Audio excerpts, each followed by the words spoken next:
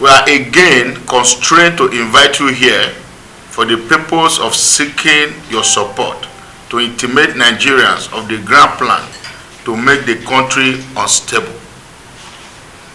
We deem it necessary to raise this alarm because while those making this plan may be doing so for personal and political gains, the end result of what they are planning may impact the country negatively. They may succeed in making their political statement, but the price to the country could be as huge as plug into intractable crisis. The crisis would in turn deny the country of investment opportunities. They would limit opportunities that will in turn influence the ability of stakeholders to get our people out of poverty. We can go on about how the circle of outcomes will continue to widen until even the architect of the plan to foment trouble would themselves be caught in the resulting backlash.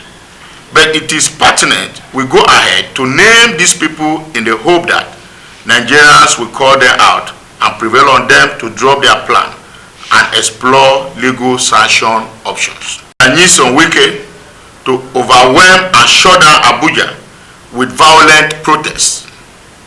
The protesters will reportedly claim their actions are in response to the outcome of the election in Rivers State. The protests in Abuja will be used as a cover to infiltrate the nation's capital with militants, some of whom have trained as terrorists abroad. The intention is for this militant to blend with the population in Abuja and start planting bombs and attacking residents in terror attacks. These are series of threats.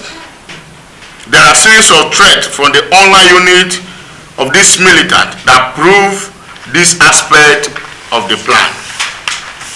Should the Abuja leg of the protest succeed, other cities will become victims of the violence, bombing, arson, and looting that are the agreed modus operandi of the protest, which is meant to anger other citizens and provoke law enforcement agencies to deploy corresponding force in restoring normalcy.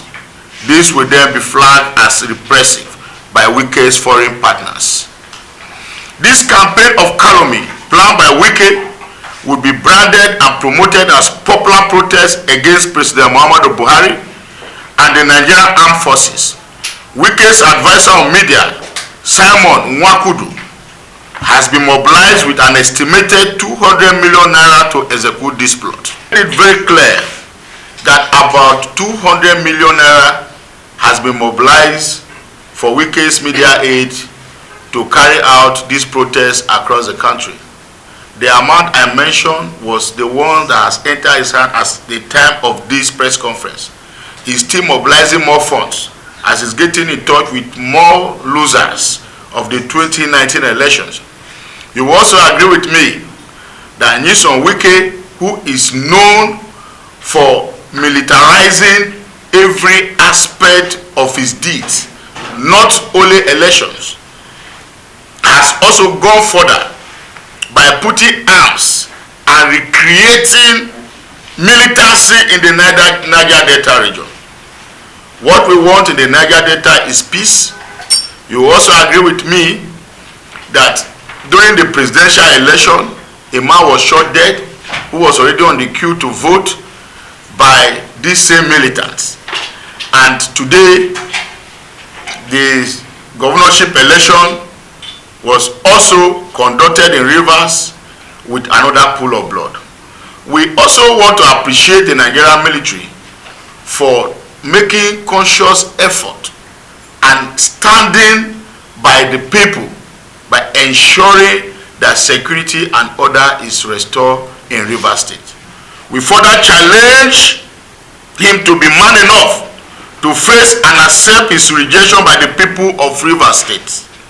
If he were as popular among the people of his state as he claims, he should have gained a vote that gave him outright win at the poll. With the kind of percentage difference President Muhammadu Buhari warned his closest rival, Atiku Abubakar.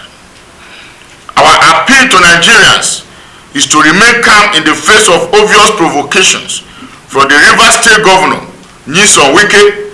Nigerians must nonetheless condemn what Wike is doing in strong terms. They must also be prepared to push Wike's barbarian out of the gate of their cities. Law enforcement agencies should be on high alert and be prepared to prevent the kind of breakdown of law and order be planned by Nyesom Wike and his co-travelers. So help us God.